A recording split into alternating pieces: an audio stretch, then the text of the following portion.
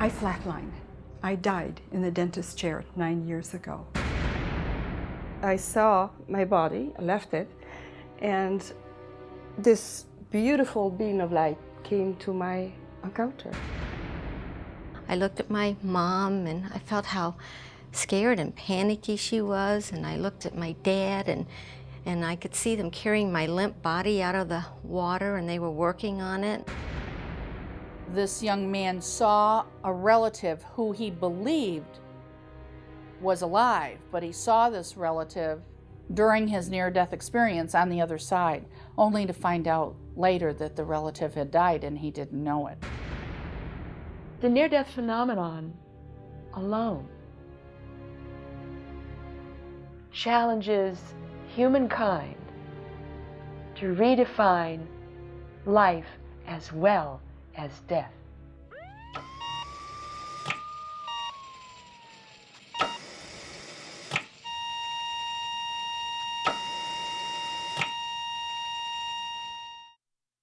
The near-death experience is an experience that people have. It's usually associated with a cardiac arrest, but not necessarily so. Sometimes people will have experiences similar to NDEs when they think they're about to be killed, or for example, if they're falling from a great height.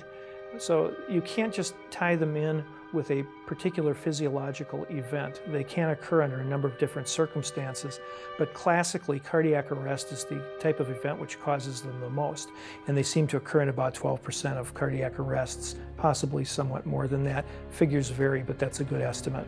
To go any further than that, to say, well, a person goes through a tunnel or sees a bright light, we run into little problems with that. But for the near-death experience itself, the phenomenon itself, it happens somehow during the venue of actual death. It is an otherworldly experience that convinces the individual or shows the individual or enables the individual to experience life on the other side of death. If we're looking at how did this develop and what's happening over the last 3 or 4 decades, you actually can go back to the beginning of time. In the early religious literature, in the Tibetan Book of the Dead, it talks about these phenomena. Where did we get our morals? Where did we get understanding of the human race? Did it indeed come from near-death experiencers? It could have. In his book, The Republic, Plato recorded the story of the soldier. That is the first recorded case we have. There had been a great battle, and when people could finally get into the battle scene, body was the only one that had not decayed. So they had him on the funeral pyre, and as the flames were licking up, he revived and got off the funeral pyre by himself, glowing, and began to talk about his experience on the other side of death, those 2 weeks. Where he was, what he saw, what he heard, what he was told. When Raymond Moody wrote his book, Life After Life, in 1975, he coined the phrase near-death experience. Prior to that, we did not know what these experiences were. We didn't know how prevalent they were. People who had them had never heard of anyone else having had these experiences. My first exposure to the phenomena of the near-death experience was in Vietnam in 1969. I was a brand new nurse, went to Vietnam, would have patients tell me about these experiences they had. I didn't know at the time what they were. Of course, we didn't have a real name for them. But I knew they were important and that they had been significant for these patients. They would come in, we'd see them, we'd patch them up, we'd send them out. So I didn't have the opportunity usually to talk to them for very long. But what some of them would say are things like, I remember the explosion. I remember the next thing I was doing was looking at the ground. But I wasn't in my body, I was outside of my body. And in one occasion I remember a young man saying, and I could see other spirits around of my buddies who had died during this same explosion. They would tell me things like that they were sent back, they didn't want to live, they wanted to go wherever they thought they were going, but that they were sent back and told that they had more to live, they had more to do. I basically just listened then and would put that someplace in my mind that I put it all together later on. There's one particular case that's been documented and has been in the literature for near-death experiences for a while. And this was a young woman who had a saccular aneurysm, or swelling of a blood vessel at the base of the brain, that was inoperable, meaning that they could not operate on her and fix it without causing her death. There was an experimental procedure, however, where they would chill her body down by hooking her up to a heart-lung bypass machine with her core temperature to the point where she had a cardiac arrest and all her brain activity would cease. During this period of time, she watched what was going on in the operating room, describing the use of a bone saw that had been used in opening her skull to access her aneurysm. And she also recalled events about how the artery in her leg was too small when they were trying to hook into it with the heart-lung machine. This was done when she was not only unconscious, but also clinically dead by all measures. A near-death experience is not wishful thinking, it's not a dream, it's not oxygen deprivation. It is an intense impact of energy that carries with it many times imagery and sound and feeling. But what I'm seeing is that intensity, that punch, that bolt. Where is it coming from? What is it? I want to know that. And I want to know why and how it affects people to the extent it does. The characteristic that really, I think, hits home for me or resonates with me is children and when they see departed loved ones. They talk about people who have already died. They've never been around their city block, but they will tell you that I met Uncle Jones. He was my fourth uncle on this side. He lived in Birmingham. He died in a fire, and he's buried at yada yada place. I mean, they can come back sometimes with very specific data. You typically don't have that kind of information in a dream. We now have a phenomenon that says quite loudly, life isn't what we think it is. Death isn't what we think it is. The paranormal is normal. That there can indeed be all kinds of activity that stretches the imagination beyond what we used to think was credible. I was at the edge of the water and I was putting pebbles in a bucket and I was really having a good time. And so when I started to walk forward, I lost my bucket, and when I went to retrieve it, my foot went into a hole and it sucked me under like a ledge. So I was breathing all this water into my lungs, and all of a sudden I popped out of my body and I looked and I was going up and I could see blonde hair floating on top of water. And I wasn't afraid. I felt like I was home. Then I saw my grandmother. I didn't know what grandmother that was. I knew it was Grandma.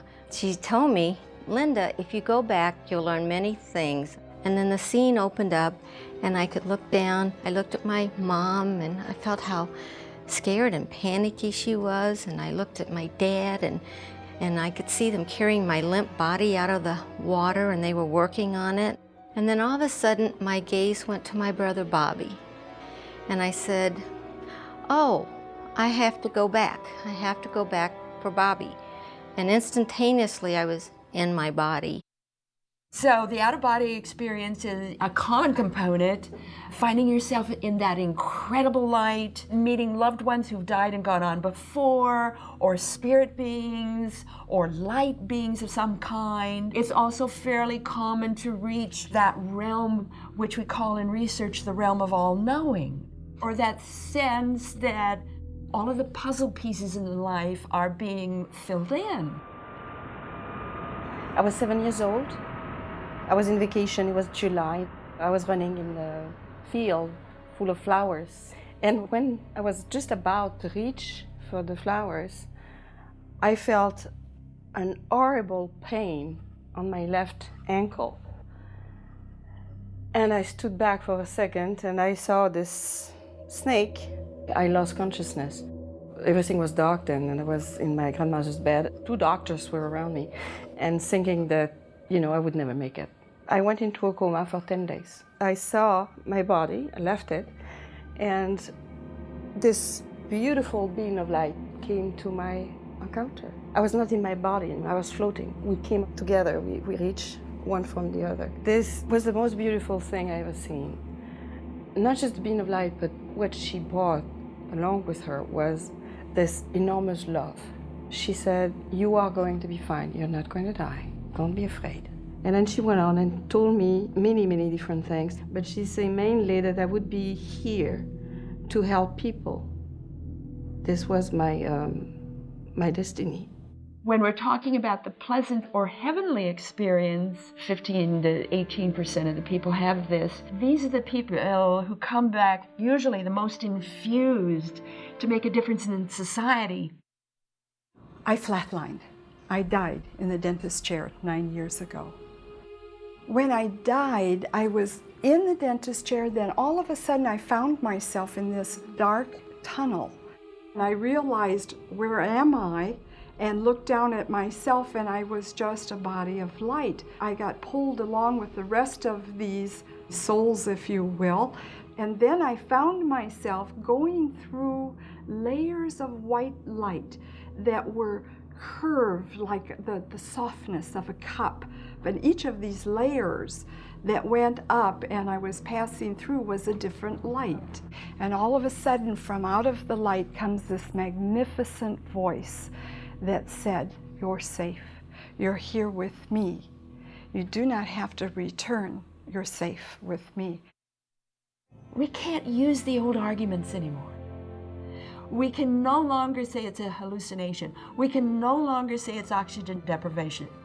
We as a society are challenged to rethink what we call paranormal. The Gallup poll that came out in the 80s said that there were 8 million experiencers in the United States, I believe, and that was a conservative estimate. Of course, it's now more prevalent than it probably has been in the past because of medical advances. When you are having an open heart surgery, for example, chances are that you may have a near-death experience, much more than you would 20 years ago. Back in the 1960s, we invented emergency interventions which were capable of bringing people back from the brink of death. So we're resuscitating far more people who've been critically ill than we ever have in the history of the planet. But out of all these people who go through it, not everyone reports it, no. I just thought that everybody that had this experience was normal and it was okay. I told my husband, and he said, "Oh, it was just brain cells dying." So this most profound thing that has happened to me in my whole life, I didn't have anybody that was close to me that I could share that with. And I never talk about it to anybody except my grandmother. And the first thing she said to me, she said, "Don't ever talk about this.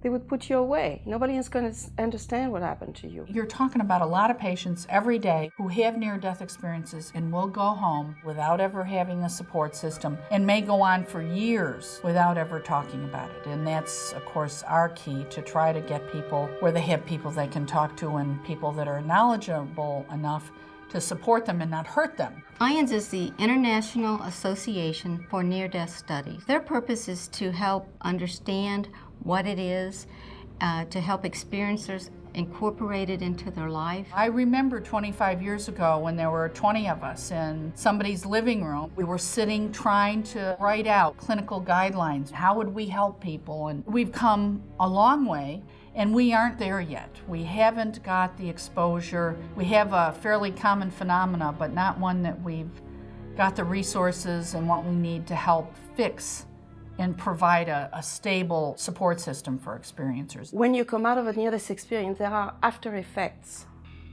which put usually the person in turmoil, very deep questioning, why? You know, you can deny the experience, you can't deny the after effects. We're talking about changes in the digestive system, changes in brain structure, brain chemistry, brain function because of these experiences. Most of them report significant changes in their body as well as their attitudes in their mind after this experience. It's a certain percentage of people with near-death experiences will go on to have increased psychic and healing ability. They're able to access sounds and thoughts of other people. They have a range of awareness of their environment that just seems to have jumped out of all proportion. The energy of their body is suddenly popping light bulbs or turning them off when they walk by. I know of one person who it was so frightening to her, she just shut down because she could tell when things were going to happen to people, and it was frightening to her. As she grew older and had a support system around her, she learned how she could use those in a positive way and help people. Many of the people who had a near-death experience have turned to hospice work for obvious reason. We've become friends with this. We've been there. We understand it. We're not afraid of it. Once you've had this, you're not afraid of dying because you know you never die. And if you know you never die, you live your life differently. A near-death experience is a household word. I think most people know what it is. You see jokes about it and seeing the light. And if you're really going to take care of people, you're going to find out about this phenomenon and try to get more information and support them. The more near-death experiencers that come out and talk about it, then it demystifies it and it makes it not as scary. If we accept a near-death experience as something that does in fact occur, especially with all the events associated with it, we may have to change our understanding and develop new theories about the relationship between consciousness, the mind, and the brain. What if we're kidding ourselves by thinking that we're in control of our lives? What if there's another power? What if the secret of life is becoming who you really are? How differently would you live?